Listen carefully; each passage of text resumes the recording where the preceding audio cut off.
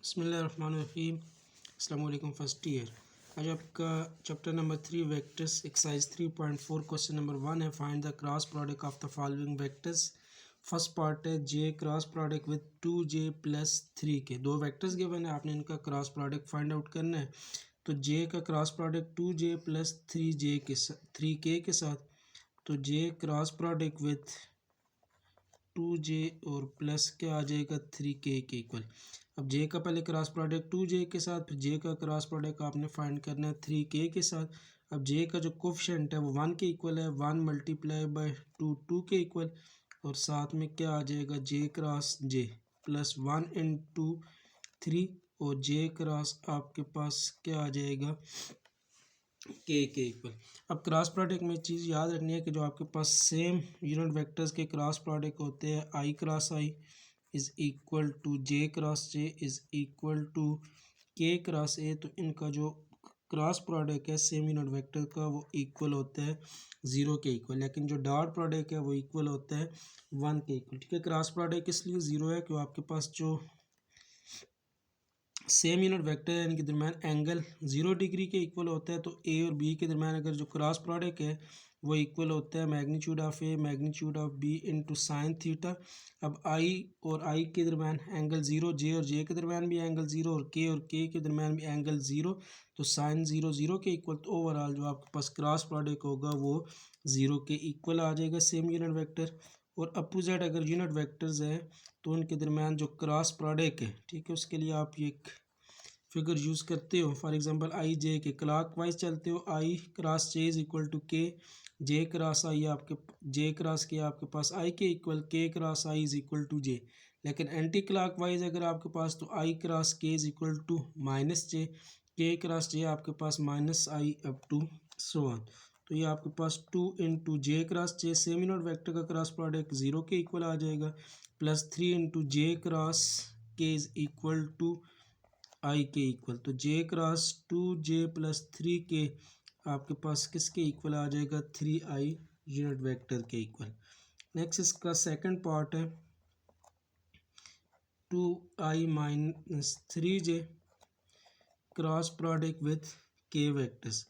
तो 2i का cross product k के साथ लेंगे तो 2 इस k का कोफिशिएंट 1, तो 2 के इक्वल, और मल्टीप्लाई बाय आपके पास क्या आ जाएगा आई क्रॉस के इक्वल माइनस 3 इंटू 1 3, और साथ में वैल्यू क्या आ जाएगी जे क्रॉस के इक्वल।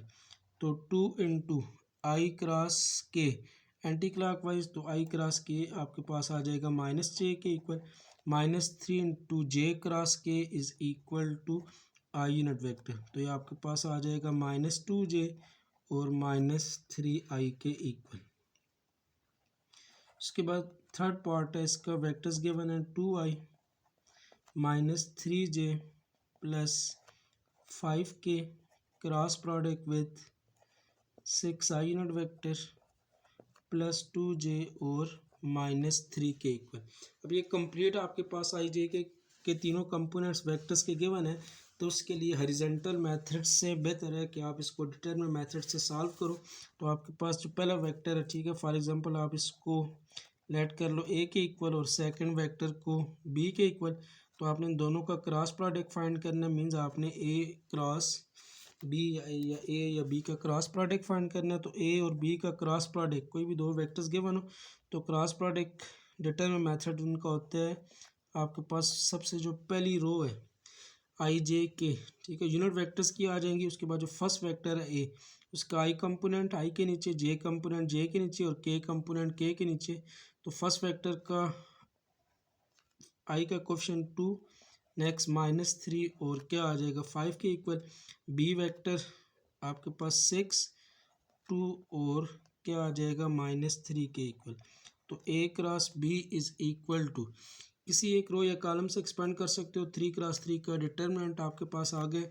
लेकिन आपने आई जे और के वाली टर्म में कंबाइन करनी होती है, तो इसमें आपने कोशिश करनी है कि जो फर्स्ट रो है उससे आप इसको एक्सपेंड करोगे तो आई जे के वाली तमाम टर्में कंबाइन हो जाएंगी। तो आपके पास I unit vector first row और फर्स्ट कॉलम को छोड़ देंगे, बाकी वैल्यू -3 5 2 -3 का determinant minus J into first row second column के एलिमेंट, बाकी वैल्यू क्या बच जाएगी 2 5 6 -3, उसके बाद प्लस के into first row third column तो आपके पास 2 -3 6 2 का क्या आ जाएगा डिटर्मिनेंट। तो A cross B is equal to -3 into -3 ये आ जाएगा 9 -2 5 सर 10 और इंटू क्या आ जाएगा I note vector minus into 2 multiply by -3 -6 into 5 -30 into क्या आ जाएगा J note vector plus into 2 into 2 4 minus into -18 तो ये किसके इक्वल आ जाएगा +18 इंटू के यूनिट वेक्टर के इक्वल। तो 9 -10 ये आ जाएगा -1 आई यूनिट वेक्टर -3 और -6 और -30 -36 मल्टीप्लाई बाय माइनस तो क्या आ जाएगा +36 जे यूनिट वेक्टर 18 + 4 22 प्लस तो 22 इंटू क्या आ जाएगा के यूनिट वेक्टर के। नेक्स्ट एक्सरसाइज का क्वेश्चन नंबर 2 है, कहते हैं show in 2 different ways that the vectors A and B are parallel. First part है ए वेक्टर गिवन है -i + 2j -3k and B is equal to 2i - 4j + 6k के equal. आपने दो different way से ये बताना है कि ये दो वेक्टर्स आपस में पैरेलल है या नहीं। तो पैरेलल आपने प्रूव करना है दो डिफरेंट मेथड से। अब एक चीज़ याद रखनी है कि अगर आपके पास दो वेक्टर्स का जो डॉट प्रोडक्ट है वो अगर आपके पास 0 के इक्वल आ जाए तो मींस उनका जो वेक्टर्स के दरमियान एंगल होगा 90 डिग्री, तो दोनों वेक्टर्स आपस में परपेंडिकुलर। लेकिन अगर दो वेक्टर्स का क्रॉस प्रोडक्ट 0 के इक्वल आता है तो इसका ये मतलब होता है कि दोनों वेक्टर्स आपस में परपेंडिकुलर हैं। लेकिन आपने इसमें एक मेथड नहीं बल्कि दो डिफरेंट मेथड से प्रूव करना है कि वेक्टर्स आपस में पैरेलल है या नहीं। तो उसके लिए पहला मेथड ये होगा कि आपने दोनों वेक्टर्स का क्रॉस प्रोडक्ट लेना है। अगर वो 0 के इक्वल आ गया तो दोनों वेक्टर्स आपस में पैरेलल। उसके बाद पैरेलल के लिए कंडीशन ये होती है कि फॉर एग्जांपल दो वेक्टर्स गिवन है, अगर ए जो फर्स्ट वेक्टर है वो अल्फ़ा टाइम ऑफ बी के इक्वल आ जाए या B is equal to alpha time of A के इक्वल आ जाए फिर भी वेक्टर्स क्या होते हैं पैरेलल। उसके बाद नेक्स्ट थर्ड दो मेथड ये हो गए। तीसरा एक मेथड ये भी है कि अगर आपके पास जो दो वेक्टर्स हैं उनके दरमियान जो एंगल है वो आप 0 डिग्री प्रूव कर दो, ठीक है पैरेलल। या बाज़ दफ़ा जो एंगल है वो अगर आपके पास 180 भी आता है तो दोनों वेक्टर्स फिर भी क्या होते हैं पैरेलल, लेकिन डायरेक्शन अपोजिट एंटी पैरेलल हो सकते हैं। इसका मतलब है कि तीन डिफरेंट मेथड से आप वेक्टर्स को पैरेलल प्रूव कर सकते हो। एक तो ये है कि उनका क्रॉस प्रोडक्ट 0 के इक्वल प्रूव कर दे, दूसरा उनके दरमियान एंगल 0 डिग्री के इक्वल, और तीसरा मेथड ये है कि फर्स्ट वेक्टर को some constant time of second vector के इक्वल ले आए तो फिर भी वेक्टर्स आपस में क्या होंगे पैरेलल, ठीक है। तो मैं तीनों मेथड यूज़ करूँगा, आपने कोई से दो मेथड से इसको आपने प्रूव करना है कि वेक्टर्स आपस में पैरेलल हैं या नहीं। अब फर्स्ट मेथड इसका वेक्टर ए आपके पास गिवन है -i + 2j - 3k, और जो वेक्टर बी है वो आपके पास है 2i के इक्वल -4j + 6k। अब ये जो सेकंड वेक्टर है b इज़ इक्वल टू, इसमें से आप -2 को कॉमन ले सकते हो। अगर -2 कॉमन लेते हो तो इस 2 तो कॉमन, लेकिन -2 कॉमन ले तो ये साइन चेंज होकर क्या हो जाएगा -i के इक्वल। -4 में से -2 कॉमन लेते हो तो ये आपके पास आ जाएगा +2j, +6 में से -2 कॉमन लेते हो तो ये आपके पास क्या आ जाएगा -3k के इक्वल। तो a is equal to -2 time of, अब ये i + 2j - 3k i -i + 2j - 3k, तो -i + 2j जो -3k है ये तो आपके पास वेक्टर a के इक्वल है। तो a is equal to b is equal to -2 time of आपके पास क्या आ गया a के इक्वल। इसका मतलब है कि जो b वेक्टर है वो a के क्या है पैरेलल। ये इसको आप इस तरह भी लिख सकते हो, a is equal to -2 multiply दूसरी तरफ जाके क्या हो जाएगा डिवाइड, तो -1/2 ऑफ b के इक्वल आ गया। तो a और b दोनों वेक्टर्स फिर आपस में क्या होंगे पैरेलल, ठीक है। इसका फर्स्ट मेथड आ गया। नेक्स्ट इसका सेकंड मेथड ये है कि इनके दरमियान क्रॉस प्रोडक्ट आपने 0 के इक्वल प्रूव कर लेना है। तो दोनों के दरमियान जो क्रॉस प्रोडक्ट है उसकी वैल्यू फाइंड कर लेते हैं।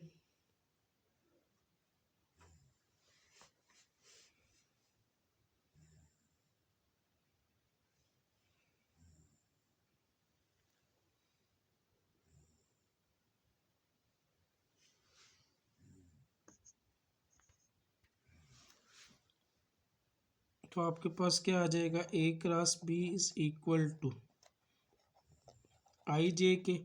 अभी जो ए वेक्टर के जो कोफिशिएंट है वो आपके पास आ जाएंगे -1 2 -3। बी वेक्टर के कोफिशिएंट आपके पास 2 -4 और 6 का क्या आ जाएगा डिटर्मिनेंट। तो A cross B is equal to, first row से अगर इसको आप एक्सपेंड करते हो तो आपके पास आई इंटू 2 -3 -4 6 का डिटर्मिनेंट -j इंटू -1 -3 2 6 का डिटर्मिनेंट प्लस k इंटू -1 2 2 -4 का क्या आ जाएगा डिटर्मिनेंट। तो A cross B is equal to I not vector into ये आ जाएगा 12 माइनस इंटू +12 तो -12 आ जाएगा, -j into -1 into 6 -6 minus into -6 तो ये आ जाएगा +6 के equal, plus k into -1 into -4 +4 -2 into 2 ये क्या आ जाएगा 4 के इक्वल। तो A cross B is equal to 0 into 12 -12 0 तो 0 into I unit vector 6 -6 0 into J तो ये भी आपके पास 0 जे यूनिट वेक्टर और 0 इंटू आपके पास क्या आ जाएगा के यूनिट वेक्टर के इक्वल। या दूसरे अल्फाज में जो आपके पास ए क्रॉस बी है ये आपके पास किसके इक्वल आ जाएगा 0 के इक्वल। अब ए और बी का क्रॉस प्रोडक्ट 0 के इक्वल आ गया तो मीन्स जो ए और बी है ये दोनों आपस में भी क्या होंगे पैरेलल। ठीक है, इसका आ गया सेकंड मेथड। अब क्वेश्चन की जो डिमांड है वो आपने सिर्फ 2 मेथड की, लेकिन थर्ड मेथड भी आपको एक्सप्लेन कर देता हूँ। अब आपने ए और बी के दरमियान एंगल फाइंड कर लेना है। अब angle between two vectors cross product के तहत आपके पास ए क्रॉस बी का जो मैग्नीट्यूड है वो आपके पास होता है magnitude of A magnitude of B into sine theta के इक्वल। इधर से अगर आप साइन थीटा इसको अरेंज करते हो तो आपके पास sine theta is equal to A cross B का magnitude divided by magnitude of A into क्या आ जाएगा मैग्नीट्यूड ऑफ बी के इक्वल। तो साइन थीटा इज इक्वल, ठीक है, ए क्रॉस बी की तो वैल्यू आपके पास ऑलरेडी 0 के इक्वल है तो ये 0 डिवाइडेड बाय समथिंग किसके इक्वल आ जाएगा 0 के इक्वल ही आ जाएगा। इधर से theta is equal to sine inverse of 0 और साइन इनवर्स ऑफ 0 भी आपके पास किसके इक्वल होता है 0 के इक्वल। मीन थीटा की वैल्यू भी किसके इक्वल आ गई 0 के इक्वल। इसका क्या मतलब होगा कि जो ए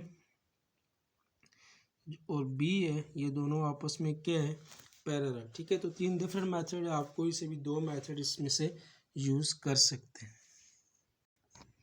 नेक्स्ट क्वेश्चन नंबर 2 का सेकंड पार्ट है। वेक्टर्स गिवन है is equal to 3i + 6a - 9k and b is equal to i + 2j - 3k। आपने 2 डिफरेंट मेथड ये प्रूव करना है कि दोनों वेक्टर्स आपस में पैरेलल। अब ये जो a वेक्टर है a इज इक्वल टू, अब 3 6 9, ठीक है, इनमें से 3 आप कॉमन ले सकते हो तो आपके पास आ जाएगा i + 2j और माइनस क्या आ जाएगा 3k के इक्वल। तो a is equal to 3 time of i + 2j - 3k, i + 2j - 3k, ये तो आपके पास वेक्टर b के इक्वल है। तो a इज इक्वल टू आपके पास क्या आ गया 3 टाइम ऑफ b के इक्वल आ गया। मीन जो आपके पास a वेक्टर है वो पैरेलल है किसके b के। Next second vector cross product find कर लेते हैं। दोनों का क्रॉस प्रोडक्ट अगर 0 के इक्वल हो गया तो ये दोनों वेक्टर्स आपस में क्या होंगे पैरेलल। तो a cross b is equal to आपके पास आ जाएगा i J k first vector के कोफिशिएंट आ जाएंगे 3 6 -9, सेकंड के कोफिशिएंट 1 2 और -3 का डिटर्मिनेंट। तो a cross b is equal to I unit vector into, ठीक है, मैं डायरेक्ट हल करूँगा इसको 6 × -3 ये आ जाएगा -18 माइनस इंटू -18 तो ये आपके पास क्या हो जाएगा +18 के equal. -j into first row second column को छोड़ देंगे 3 × -3 तो ये -9 -1 इंटू -9 तो ये -9 तो माइनस इंटू माइनस +9 के इक्वल हो जाएगा। प्लस k इंटू 3 × 2 6 -1 इंटू 6 ये भी क्या आ जाएगा 6 के इक्वल। तो a cross b is equal to 0 i unit vector -0 j unit vector और प्लस 0 के यूनिट वेक्टर, ये दूसरे अल्फाज में आपके पास ए क्रॉस बी, ये भी किसके इक्वल आ जाएगा, 0 के इक्वल। मींस ए जो आपके पास है वो पैरेलल है किसके, बी वेक्टर के। ठीक है, आपके पास ये दो इसके रिक्वायर्ड मेथड से। अगर थर्ड मेथड भी अगर यूज़ करना चाहो तो आपके पास angle between two vectors by cross product या sine theta is equal to A cross B magnitude divided by magnitude of A और मैग्नीट्यूड ऑफ क्या आ जाएगा, बी के इक्वल। अब ये sine theta is equal to A cross B की तो वैल्यू 0 आई है, तो ए क्रॉस बी का जो मैग्नीट्यूड है वो भी 0 के इक्वल, और 0 divided by something equal to 0 ही आएगा। तो इधर से theta is equal to sine inverse of 0, और साइन इनवर्स ऑफ 0 किसके इक्वल होता है, 0 के इक्वल। अब ए और बी वेक्टर्स के दरमियान एंगल 0 डिग्री आ गया, तो मीन्स ए जो होगा वो पैरेलल होगा किसके, बी वेक्टर के।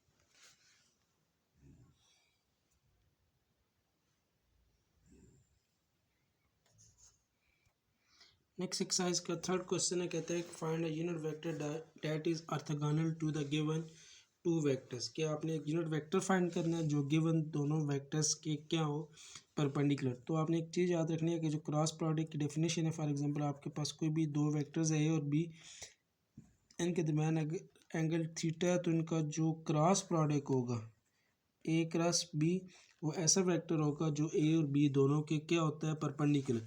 मींस ए और बी के जो परपेंडिकुलर वेक्टर होगा वो आपके पास क्या होगा, ए क्रॉस बी। लेकिन आपने इसके ऑर्थोगोनल से मुराद वेक्टर्स जो परपेंडिकुलर वेक्टर होते हैं उसको आप ऑर्थोगोनल कभी कहते हैं। तो ए और बी के ऑर्थोगोनल वेक्टर आपके पास क्या आएगा, ए क्रॉस बी। लेकिन आपको ए क्रॉस बी नहीं चाहिए, बल्कि उसका क्या चाहिए, यूनिट वेक्टर। तो आपने वैल्यू फाइंड करनी है A cross B unit vector की। अब A cross B unit vector, तो यूनिट वेक्टर की डेफिनेशन के तहत वेक्टर डिवाइडेड बाय वेक्टर का जो मैग्नीट्यूड है वो किसके इक्वल होता है, यूनिट वेक्टर के इक्वल। तो ए क्रॉस बी का यूनिट वेक्टर फाइंड करने के लिए पहले आपने ए क्रॉस बी की वैल्यू फाइंड करनी है। क्यों, ए क्रॉस बी जो होगा वो ए और बी दोनों के क्या होगा, ऑर्थोगोनल होगा। तो as a cross the vector orthogonal to a and b is a cross b, या a cross b is orthogonal to both a and b vector। सो आपके पास जो a क्रॉस b है इज इक्वल टू, ठीक है, cross product ले लेंगे आई जे k. First vector a के coefficient आ जाएंगे 1 -2 3, b वेक्टर के कोफिशिएंट 2 1, और क्या आ जाएगा, -1 का डिटर्मिनेंट। तो A cross B is equal to I unit vector into first row, first column को छोड़ देंगे, -2 इंटू -1 +2 -1 इंटू 3 क्या आ जाएगा, 3 के इक्वल।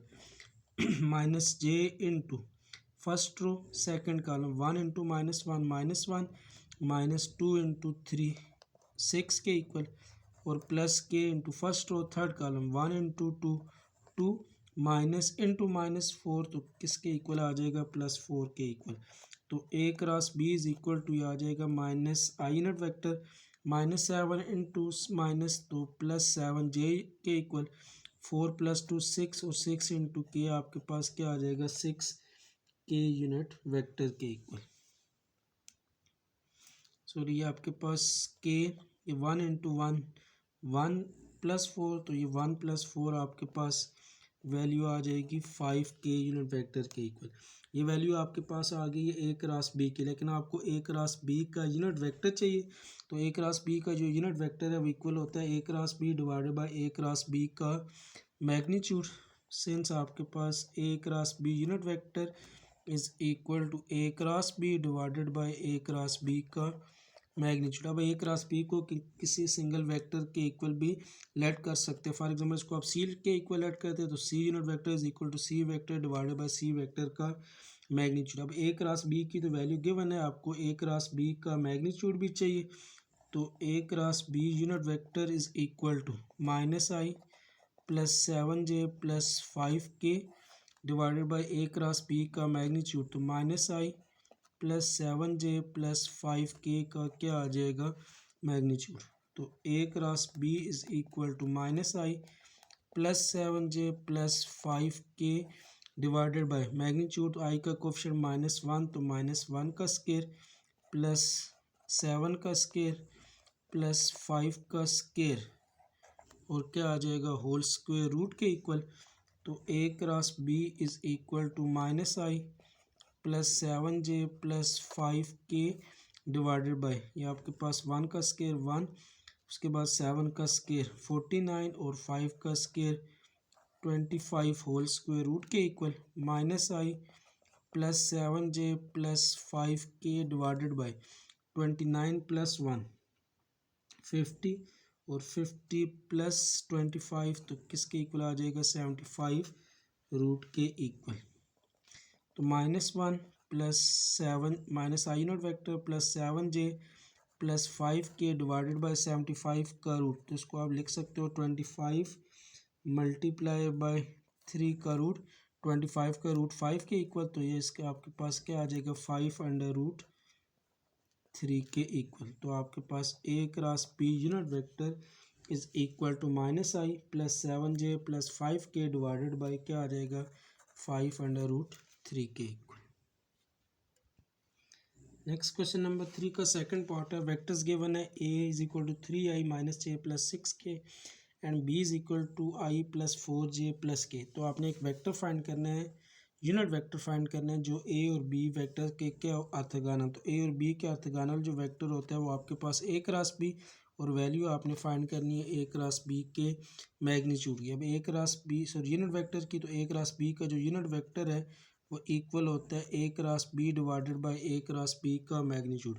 तो उसके लिए सबसे पहले आपने ए और बी का क्रॉस प्रोडक्ट फाइंड करना है। तो A cross B is equal to आपके पास आ जाएगा i J k, first vector coefficient 3 -1 6, उसके बाद 1 4 और क्या आ जाएगा 1 का डिटरमिनेंट। फर्स्ट रो से इसको एक्सपेंड कर ले तो A cross B is equal to I not vector into first row, first column को छोड़ देंगे -1 इंटू 1 -1 माइनस आपके पास आ जाएगा 24 minus J into first row, second column 3 into 1 3 minus 1 into 6 आ जाएगा 6 के इक्वल, प्लस के into first row, third column 3 into 4 12 minus into -1 तो क्या आ जाएगा +1 के इक्वल।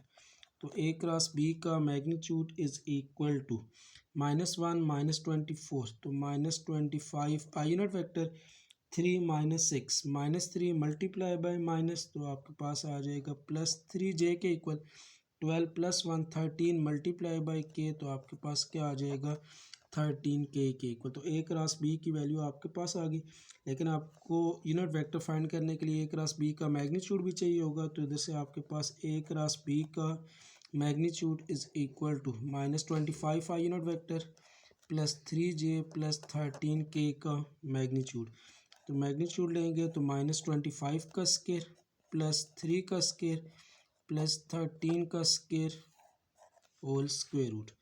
तो -25 का स्केयर ये वैल्यू आपके पास आ जाएगी 620 प्लस 625 प्लस 9 और 13 का स्केयर 169 होल स्क्वायर रूट। ठीक है, आप तीनों को सम अप करते हो तो आपके पास जो वैल्यू है वो आ जाएगी 803 के equal.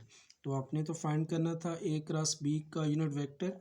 So A cross B unit vector is equal to A cross B divided by A cross B का मैग्नीट्यूड। वैल्यू पुट कर लेंगे तो A cross B unit vector is equal to A cross B की value आपके पास आई थी 25 -25 आई unit vector plus 3j plus 13k divided by A cross B का जो मैग्नीट्यूड है वो आपके पास 803 रूट के इक्वल आ जाए।